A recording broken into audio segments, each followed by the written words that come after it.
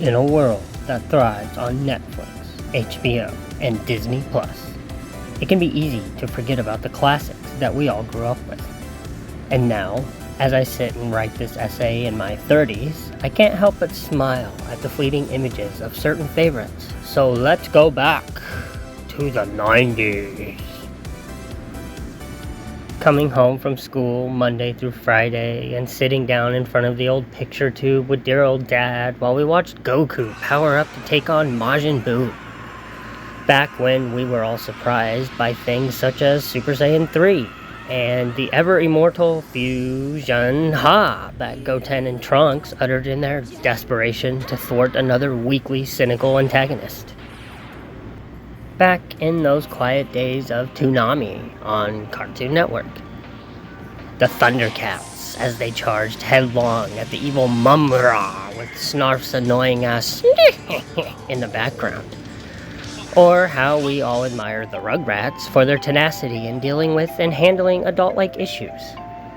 Maybe it was the three lugheads of Ed, Edd, and Eddy that got your kicks, or perhaps, if you're anything like moi, you just couldn't wait to watch the Powerpuff Girls fly through the air in their vibrant color streaks of pink, green, and blue as they whooped Mojo Jojo's ass yet again. And of course, who can ever forget Fuzzy Lumpkins and his famous "Get off my property!" line. The pink and lovable Courage the Cowardly Dog even, or perhaps it was Dexter's Lab that did it for you. Whatever it was, these are all great cartoons that we all spend a good deal of time sitting in front of the TV watching. As if our very lives revolved around these cartoons and their next adventures. I am Samantha Rose, and in this video, I want to give mention to these old cartoons, which have all become nearly forgotten about in the minds of several. Consider this essay a sort of love letter to those old throwbacks of days long past, back when our lives seemed to be just a little bit simpler than they are now, and back when being a kid meant that we were completely immortal in the ever-persistent ticking of the clock.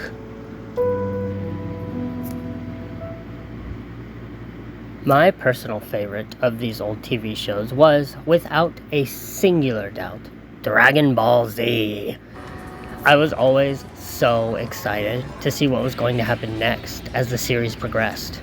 From Raditz and his impudent desire to recruit the young Goku to his cause of total world domination, to Frieza and his power-hungry rage to destroy all Saiyans for some reason or another. And then came the big green lug Cell, an alien that had been found hibernating in a weird space pod thing. Cell being the most annoying of all of DBZ's main antagonists, at least as far as I thought. I mean, this dude's story arc ran for so long, and by the end of it, when Teen Gohan totally obliterates his ass with the help from his dear old dead daddy, I found myself getting a bit tired as the Cell saga continued to drone on and on. And we had the androids, who were as lethal as they were gorgeous. Machines, essentially, with a desperate penchant for vanity. And then we had Dabura, when Gohan awakened the power of the Supreme Kai within him. And then came the lovable, fat, pink marshmallow, Majin Buu. Dangerous, with a constant lust for turning people into candy and eating them, I always liked Buu. Hell, I maybe even liked him more than some of the show's heroes, even, which, I don't really know. Is that really saying all that much, I wonder? Setting my sarcastic jesting aside, I really did love watching DBZ when I was a kid. So much so that I can remember that me and all my friends would go outside and reenact some of the more brutal sequences in the backyard on a hot August afternoon, pretending like we were all the characters from the show. Sure, some of us got hurt, but it was all in good fun, right? And I seriously doubt that I'm the only idiot in the world that liked to pretend that I was a DBZ character.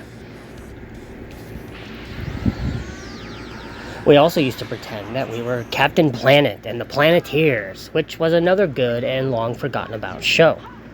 There are some out there that don't even know what the show is, and that's just sad in a way, I think. I mean, Captain Planet was the shit when it came out in 1990.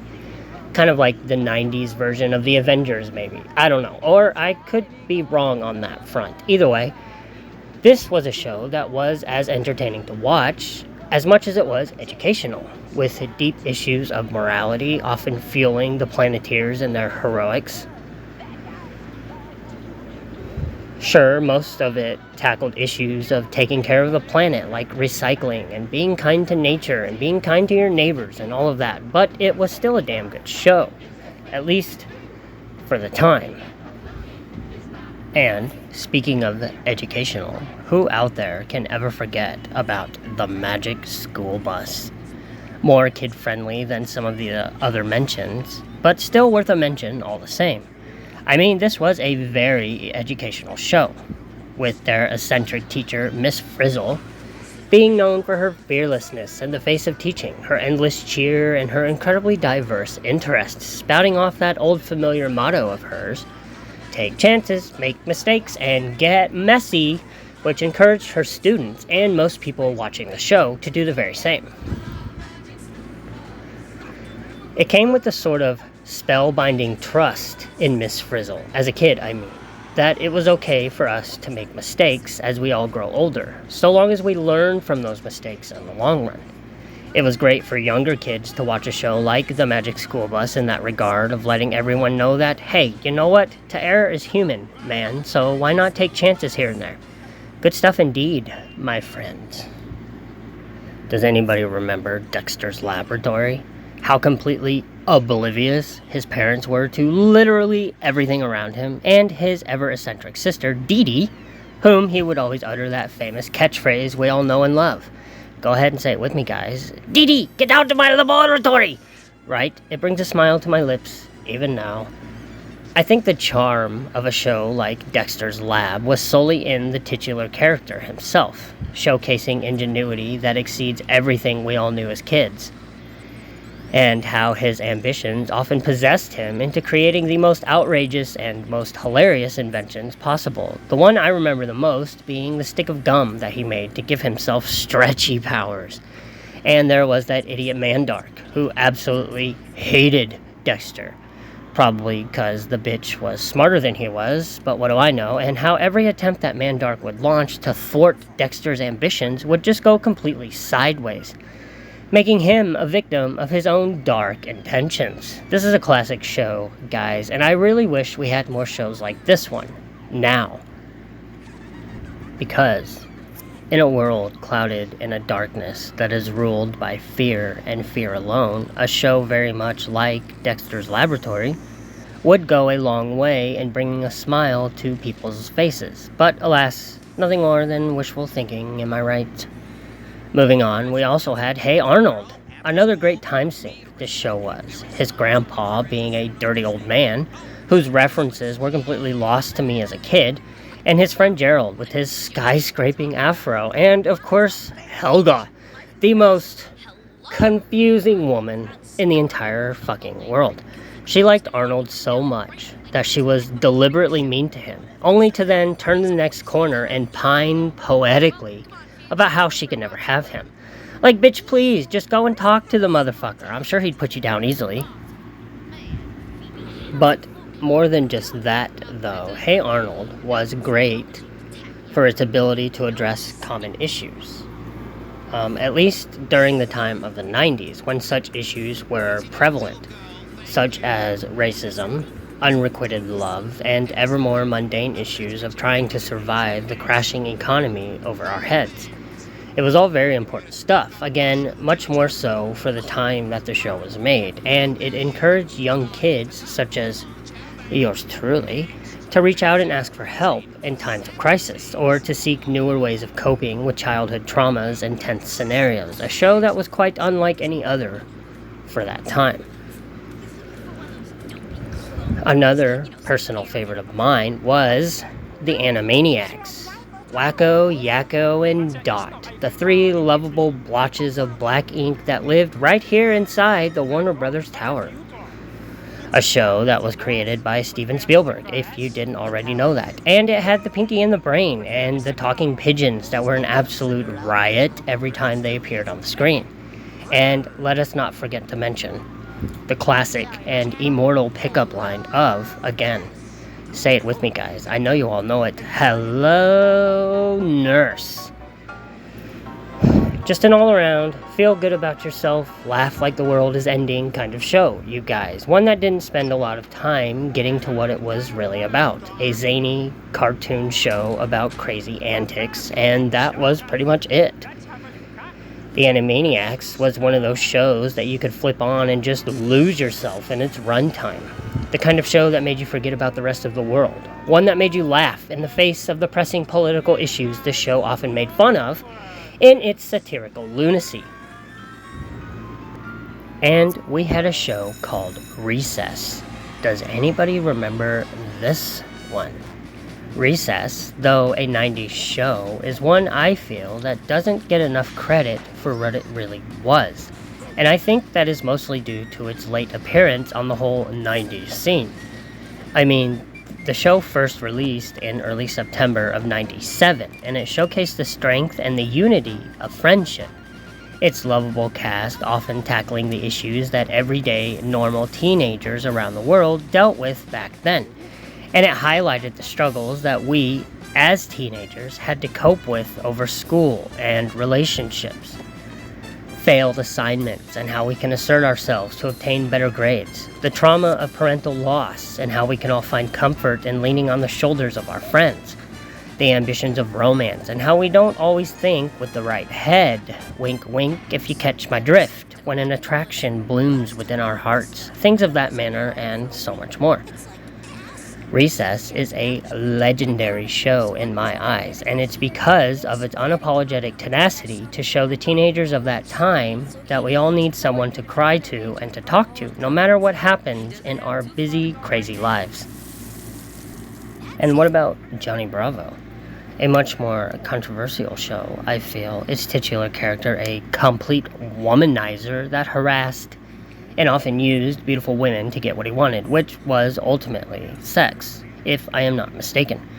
A show that my mother absolutely fucking hated because my dad thought it was funny as shit. And who can ever forget that dumbass dance he always did to celebrate his stupid antics as a repressed bachelor? Do the monkey with me.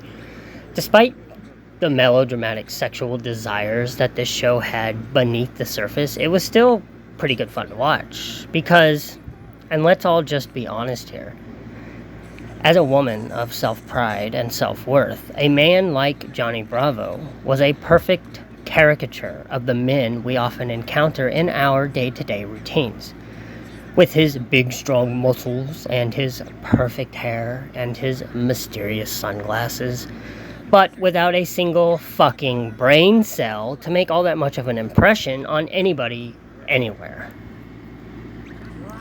On a much grosser scale of 90s cartoon shows, we had Ren and Stimpy, a show about a pair of miscreants that did everything in their power to annoy the hell out of one another. The perfect reflection of childhood sibling rivalry, in my eyes. The way they constantly degraded each other, and the way these two buffoons harassed one another, constantly trying to do the other one better than whatever the hell it was they decided to get up to. Ren and Stimpy is a show I can remember watching hours and hours of as a kid in the 90s, but it was never one of my favorites.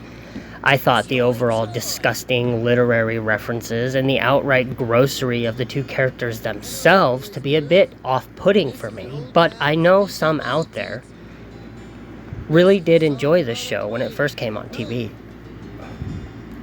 On a much brighter note, there existed the Wild Thornberrys, a show that harnessed the youthful spirit of adventure and bravery over any other of the time. The Thornberries themselves, caught in their narcissistic infatuation with exploring new and often dangerous locations around the globe in riveting safaris, were a true testament to the courage and the sense of daring that we, as teenagers and as kids, all feel, I'm sure. It showed that it was okay for us to follow our desires, and it showed us that it was okay to want to experience new places. So much so that I am quite certain that this show right here paved the way for people that desire to travel the world back then, to see new places for themselves, and to witness fascinating sights and uncover new mysteries and foreign locations. It was all really, really great stuff. And if you didn't know it back then, Tim Curry voiced Nigel Thornberry throughout its many episodes of seafaring, globe-trotting splendor. Or what about Ed, Edd, and Eddy? This show was another personal favorite of mine, and I remember wasting so many breaths as I laughed my ass off at the idiotic schemes these three characters tried to pull off with each new episode. Another show that highlighted the importance and the goofiness of friendship while also being as outlandishly ridiculous as it possibly could. And there were so many undertones of this show as well, all of which emphasized the juvenile delinquency of many kids and teenagers of the 90s.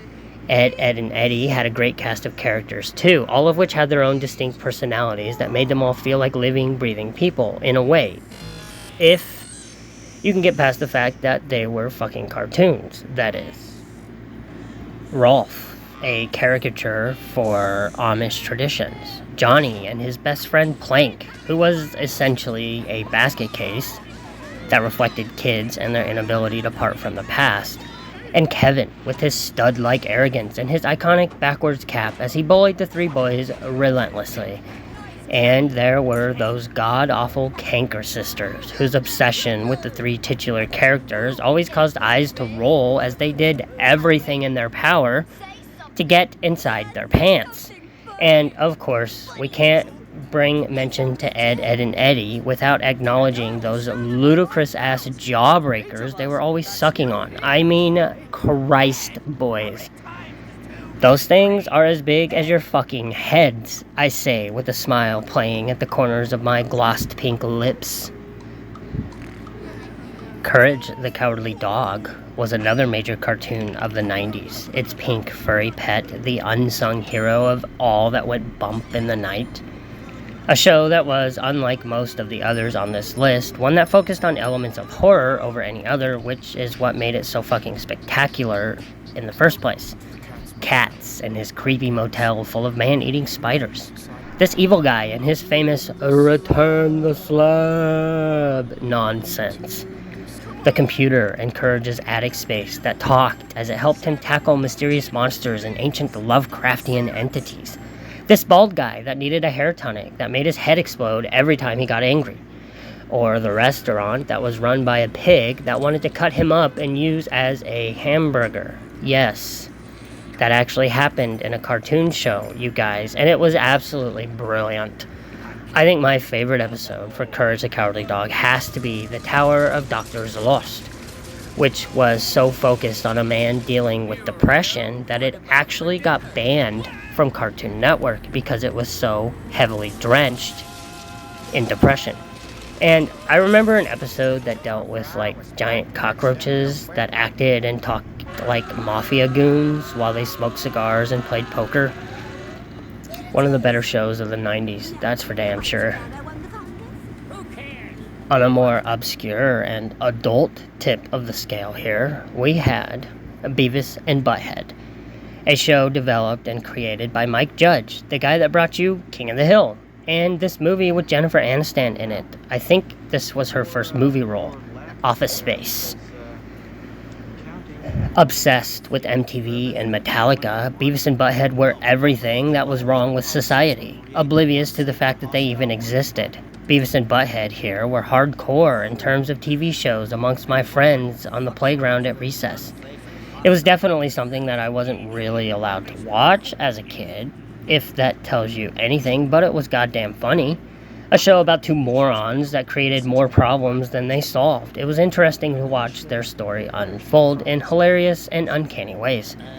And I think this show even used actual MTV music videos when they showed it, but I'm not sure. If anybody knows, feel free to let me know.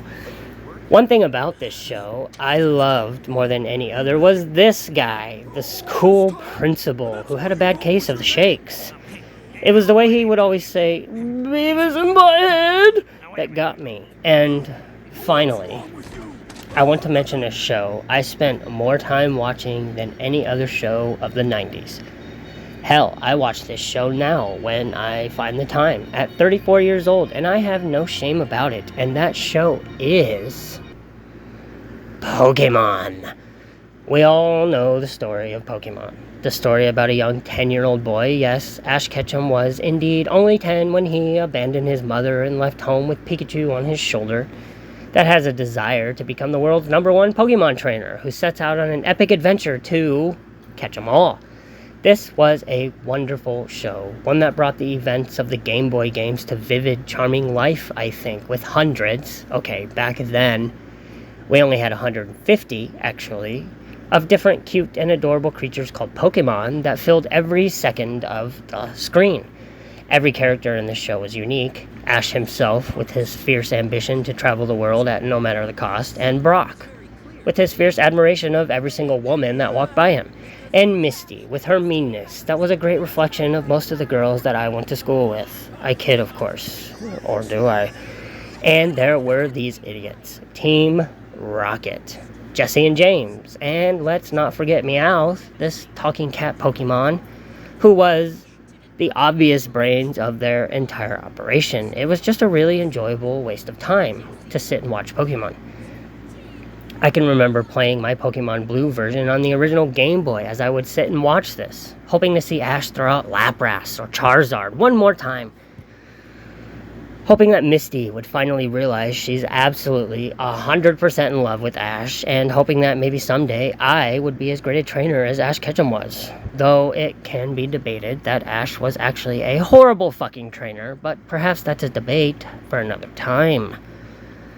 One thing that made this show so popular was that halfway through every episode, we would get this shady looking figure on the screen with a giant question mark, asking us, who's that Pokemon?